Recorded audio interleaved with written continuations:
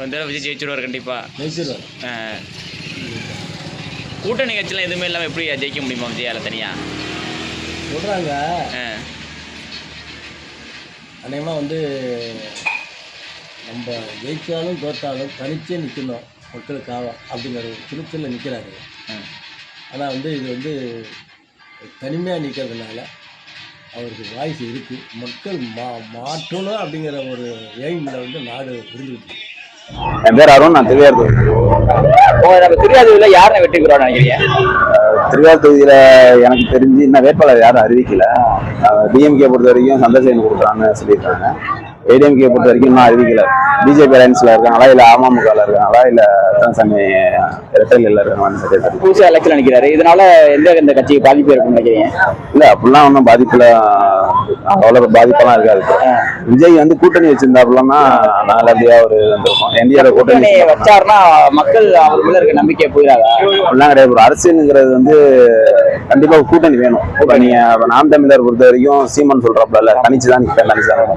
நாங்களும் ஒரு சின்ன பிள்ளைல இருந்து பார்த்துட்டு இருக்கோம், தனிச்சுதான் நின்றுட்டு இருக்காரு. தனிச்சு நின்னாலும் இப்ப சீமான் தனிச்சுனாலும் ஒவ்வொரு வருஷம் பாத்தீங்கன்னா வாக்கு சதவீதம் அதிகரிச்சிருக்கு. அதான் அதிகரிச்சு சொல்றாங்க. அதிகரிச்சு என்ன பண்றாங்க? போன பர்சன்ட் ஒவ்வொரு வருஷமும் அதிகரிச்சுட்டு தான் இருக்கு.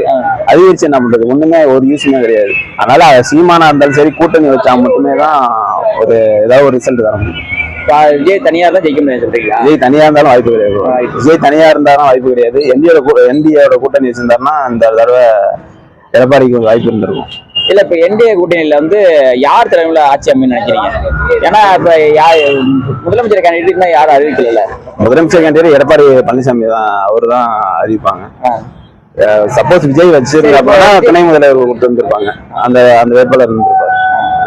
அது எப்படி முதலமைச்சர் கேண்டிடேட் விஜய் அவர் துணை முதலமைச்சர் பதவி எப்படி ஏற்றுவார் நினைக்கிறீங்க?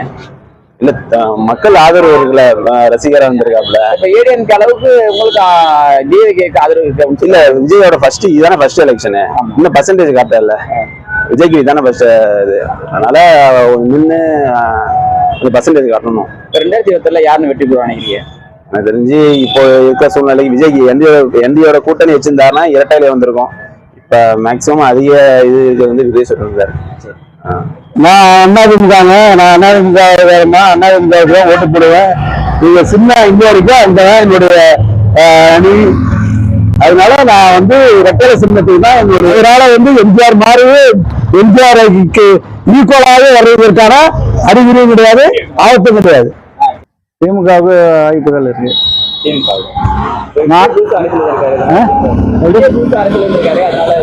அதுக்கு இதுக்கும் சம்பந்தம் இல்லை. அவர் அரசியல் வந்து வேற மாதிரி இருந்துட்டு இருக்கு. அவர் எப்படி எலெக்ஷன்லயே நிக்கிறாரா என்னங்கிறதே சந்தேகம். டிவிக்கு வந்து அவங்க சேர்க்கறது சில பிரச்சனைக்காக தான் அவங்க பிஜேபி சேர்க்கிறாங்க. இது வந்து திமுகவுக்கு உண்டான வெற்றிகள் எப்போதுமே உண்டானதுதான்.